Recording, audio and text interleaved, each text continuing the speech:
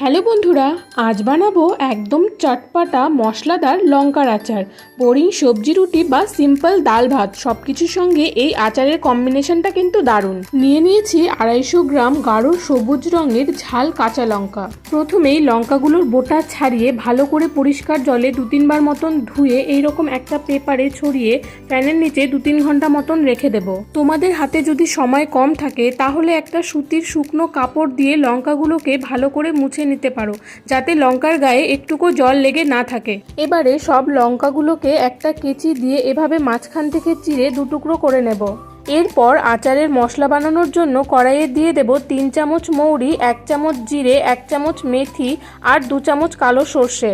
এবারে সব মশলাগুলোকে লো ফ্লেমে হালকা ভেজে ঠান্ডা করে মিক্সিতে একটু মোটা করে গুঁড়ো করে নেব। তারপর কড়াইয়ে সর্ষের তেল ভালো করে গরম করে নেব, যাতে তেলের ঝাঁঝটা একদম চলে যায়।